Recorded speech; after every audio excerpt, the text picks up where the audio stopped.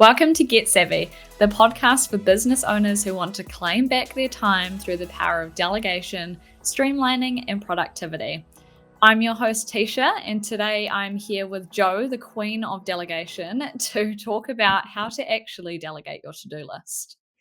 Yes. This is the major hurdle that I think most business owners struggle to get over in their business throughout the whole journey. Because we have all of these excuses and reasons why and blocks about delegating. And, even to the point of like, I've heard so many clients say, I just feel really bad asking someone to do something that I don't want to do. Now, I don't have that problem. No. Um, and yeah, I love this topic because when you delegate, your whole business can open up for leveling up and growth and for you to actually enjoy being in your business doing the things that you really love. Because let's face it, we all have very long to-do lists with a lot of things on there that stay on there because we just don't like doing them. So Yeah. this is where the power of delegation can come in so that you can level up in your business. And in I think it was our first podcast episode, we actually discussed that trap that business owners fall into and all of those excuses that come out. They're wanting to hold on to everything, do it themselves, and all of the reasons why they think someone else couldn't do it. It'll take them too long. They'll have to train them, whatever it is. There's so many reasons that people pull out of the bag. But you yourself as a business owner, you had to train yourself that as well, even though your business is a virtual assistant business. I'm sure it was, still a bit of a hurdle for you mentally. Absolutely. I had to train myself to get comfortable with it. And I think it's also when you go into business, you've often come from employment. And in employment, you have your role, your responsibilities, and you have to do all the things. Yeah. And you can't just be asking other team members, unless you have an assistant assigned to you. You can't just be asking team members to do things for you. They're going to be like, no, why would I do that? And so we've got to like really switch that mindset around to like, no, I'm a business owner now, and it doesn't make sense for me to do all of the things that I need to do in my business. It doesn't make sense. Yeah. Mm. Get really comfortable with asking other people to do things for you. Yeah. And if you haven't already, please go back and watch our first podcast episode or listen to it. We've got, all of those excuses, but then we also talk about the best kind of tasks to delegate and that it's often those simple, repetitive, low-level tasks. We sort of expand on those a little bit more. But right now, please just also pause for a second and think about if you can invest some time at the start to get someone else up and running on completing that task, it will actually save you time in the long run. It's the biggest hurdle, I think, is how is spending more time now going to help me when I'm so busy and overwhelmed and have all these things on my to-do list, right? Yeah. It's so important to invest that time up front because delegating doesn't go well and you start to prove your own issue with it by not investing the time to get someone up to speed and to get them to be able to do it well, correctly, and ongoing for you.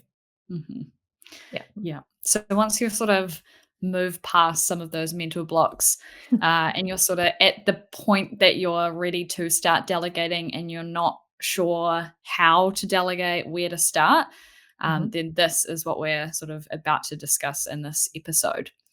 So investing that time at the start to get someone up to speed is kind of our first part of this as well.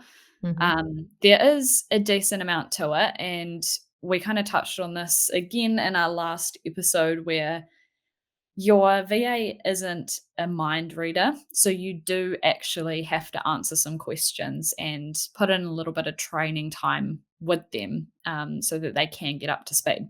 Mm.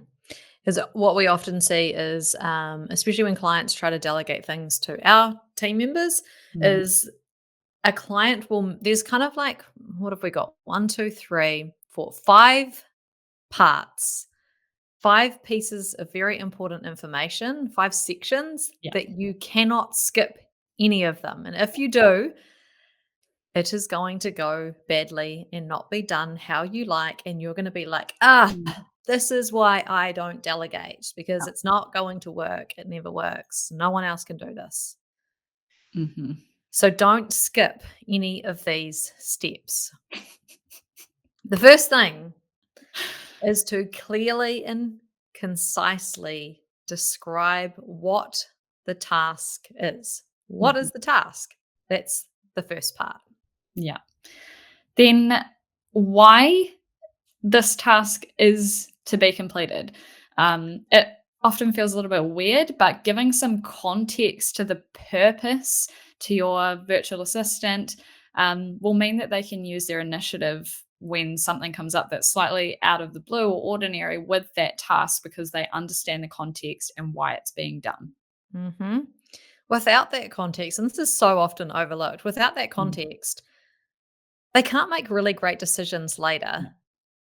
Something might change. There might be, a different supplier comes into the mix, or something is no longer required. Mm. And without the why is this task completed, they Yeah. can't make a good decision. They can't Yeah. use second stage thinking. They can't use proactiveness. They can't use their initiative because they don't have all the information. So make sure that you give them the why. Why is this task completed? Yeah. They're just doing it because they've been told to do it. That's it. The terrible type of task to do is one that you don't know why you're doing it. Yeah. Yeah. And then when is it going to be undertaken? Mm. What's the trigger for the task to actually be completed? Do they have to wait for something else to happen first? Is it a task that's recurring? Is there like a really hard deadline? If you're just telling them it's a weekly task, cool. Does it have to be done by 5 o'clock on Tuesday, or else we miss the deadline? Payroll's not processed. They need that when, and I guess again, kind of the why. Mm. The time is what it is, especially if there's a hard deadline that they just absolutely cannot miss. Like if payroll's a good example. Like payroll was to be completed when on a Tuesday. Okay, that's not actually enough information No. because when is the actual last moment that they can click the button to process it? Mhm. What exact time is that? It doesn't mean that they're going to do it 1 minute Last for minute. that time. It just means that they understand and know the consequences of Mhm. if something else comes up, how they plan the day, what happens if it gets past 5 o'clock, what happens if they're sick, like all of that. Exactly when the hard deadline is helps them make good decisions on their own without needing to come to you to check on things. Yeah. And if there's been a previous normal for you as well, like if you previously had someone processing that payroll, and they had it done by 3 o'clock so that you could review it at 4 o'clock for it to be done and in by 5, then Mm, let your virtual assistant know that as well so that they can work to those sort of not as hard deadlines, but then they still know the very last minute that that task can be done. yeah. Then, sort of similar, how long is the task expected to take? So, um, often people will delegate and they sort of just assume that the person that's going to take on that task will do it in exactly the same amount of time that they've always done it. Mhm, But if you can actually indicate how long that task is going to take, it means that they know how long you expect them to take on that task, but also it helps them plan their workload. mhm. Yeah. They know, that if they need to allocate 3 hours to this task on a Tuesday, then they can actually plan their other work around that. Mm. The other thing that how long it's expected to take does is if you've given them, say, a project and it's like maybe it needs to be done this month at some point, a project in it, and you don't give them the amount of time that you expect it to take, and they then spend 15 hours on that project, and you had expected them to do it in 3, well, then that's on you. You haven't given them the expectation about how much time you think it's going to take. Yeah. So they are going to spend the time that it takes them. Mhm. If they have an indication of like, "Oh, you've expected this to take 3 hours," and they get an hour in and they're like, "Yeah, this doesn't feel like it's gonna take me 3 hours. I'm gonna need a lot more time than this," then that's a trigger for them to be like, "Hey, I'm only like a tenth of the way through, but I'm an hour in. I actually think that I'm probably going to need more like 5 hours. Are you okay with that? Is there something that I might not be doing like in an efficient way, or if I Mm. missed a step, or something?" Then you can have that conversation earlier on and not after the 15 hours has been spent. So that's why this is super important. Even if you're not sure Mm. at all how long it's going to take, thinking and having that conversation with them and just saying, "Hey, let's have you do 2 hours and see how far you get, and then let's have another conversation." Like, Yeah. that's better than having an open-ended length of time. Yeah. And I think it's who always says it as well, Joe, that if someone is saying to our team that they don't care how long it takes, they actually do every time. Yeah. When a client says, "Oh, no, just however long," or, "Oh, no, there's no budget, just whatever it takes," there is never no budget. That is absolutely untrue, and you should always Mm, discuss what the budget is or how long something is going to take. yeah. Yeah. And then very, very important part of delegating is the actual steps that you need to take to complete the task. So that is going to be absolutely everything from where do you go to log in to do this task. The if this happens, then you have to do this, and some of those problems that may potentially pop up when your virtual assistant is completing that task as well.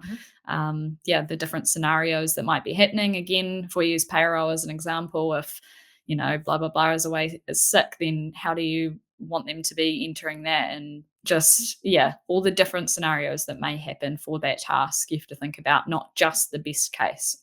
Yeah. The most commonly missed step for any kind of step by step process is always the very first step. Mhm.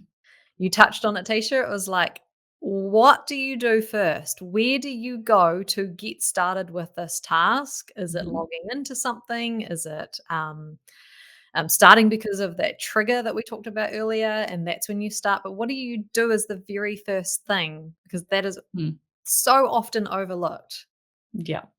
Make sure that you have every single step in there. And when we are the one who's used to completing the task, we will always miss out steps Yeah. because we do not even realize that it is a step because we've done it for so long over and over and over. It's important that, and now we're going to kind of get into the like, actually, how do you delegate?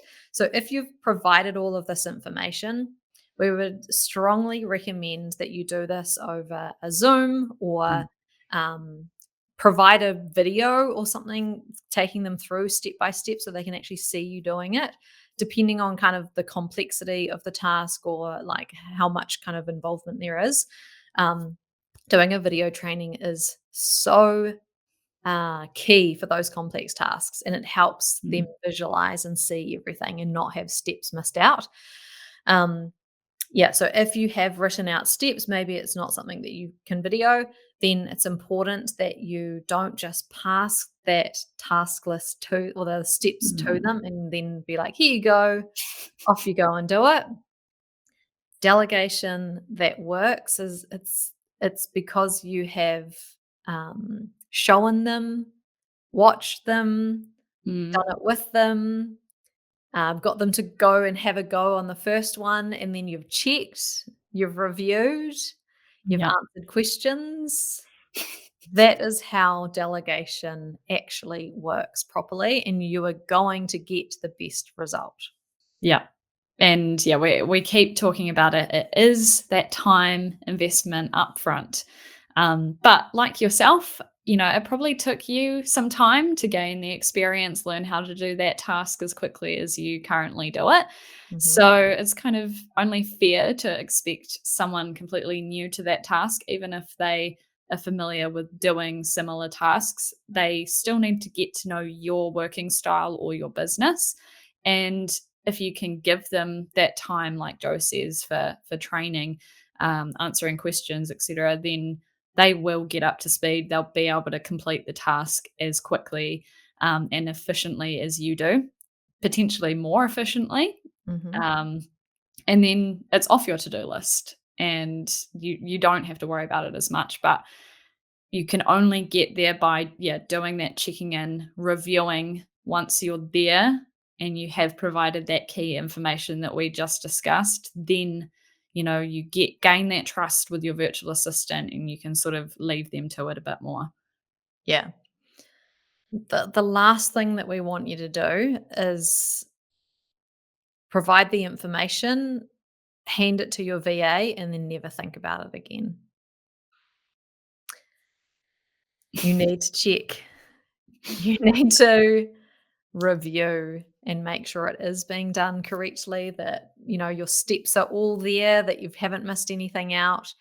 Um, we've seen this happen too many times where business owners just, here you go, please do this and do it Mm, every Wednesday. And then you find that it hasn't been done in the right way, or they've missed a step, or they haven't actually pushed the button, or they didn't know where to go, so they haven't done it. yeah. Um, yeah, make sure that you check. It feels like, when you're super busy and you want to delegate, that it's going to add so much more time, and time that you don't feel like you have. When you invest the time up front and have that short-term pain Mhm. and that struggle and that, like, oh, it takes so much time, you will get the return on your investment of time in the long run, and it will be so much better in the future. And that's how you've got to kind of reframe it. Short-term pain for Yeah. long-term pain. And the more that you delegate and the more that you delegate well, then the more that your team member or your virtual assistant actually understands how you work, how you like things done, um, gets more involved in your business, Mm, and the time that it takes to delegate future tasks gets shorter and shorter and shorter, because they have so much kind of background knowledge and understanding already. So it's always going to feel most painful when you're handing over the first few tasks. mm. Yeah, Yeah. and that's where you're gonna find the most issues, because they don't have the right logins. You need to do a Yeah. lot of, like, getting them into things, set up, organizing, sorting, linking, all of that kind of clunky, kind of frustrating stuff. That all happens right in those first few tasks that you've delegated, and it's painful, but remember that you'll get that long-term gain. Yeah. That's definitely where most people give up Yep. if they're going to. Um, yeah, but even with that, once they're up to speed, and you're trusting that they're doing that task and they are doing it well, there still should be some ongoing communication. Whether it's just a quick catch up to check in, or even if your company uses like an online chat tool that can just sort of, yeah, easily have messages bouncing back and forward. Mm, When your virtual assistant needs something, then yeah, that ongoing communication will still need to be there regardless, because like any relationship, that is the key to keep mhm. it going. Yeah. Yeah, absolutely. Um, and if they make a mistake, and this is Mm, really, really important. If they make a mistake, and mistakes are going to happen, do not correct it without saying anything to them. mhm. Or just don't correct it. Get them to correct it. Every time that you do that, it undermines the relationship, Yeah. and it means that you will then keep correcting it over and over and over and over, and you will get frustrated every time you have to correct it. Mhm. Let them know. Trust that that team member, they do actually want to do a good job. They absolutely want to. So it's up to you to make sure that you're letting them know if something isn't right so that they can fix it and they can correct it next time and the time after that ongoing. Yeah, definitely. The way that I think about that personally is if I mess something up, would I rather that person tell me or I find out from someone else that that person has said I've done something wrong and Mm. they've just fixed it in the background? Like, I would feel absolutely terrible. So Yeah. just let them know so that they can learn, do better. They absolutely want to do that, like you say. They Mm. want to do a good job. Yeah. And so even now, I delegate tasks to team members and they do it completely incorrectly and not at all what I was wanting. And so that's on me. That actually has nothing to Mm, do with the team member. That has everything to do with me because I did not give them all of the mm. what, when, who, why, how. And I've missed something out. I haven't been clear. I haven't checked in. I haven't asked them to repeat it back to me is a really good way to make sure that your team member understands. Um, and so missing out those steps, any one of them is going to Mm. deliver you a less than poor quality, a less than quality um, result Yeah. back. Yeah. Yeah, absolutely. So, there you have it, another episode of the Get Savvy podcast. We hope you enjoyed today's episode. And if you did, don't forget to rate, review, and subscribe. And if you're ready to start delegating, then head over to the strictlysavvy.co.nz website and find our 101 Things to Delegate resource.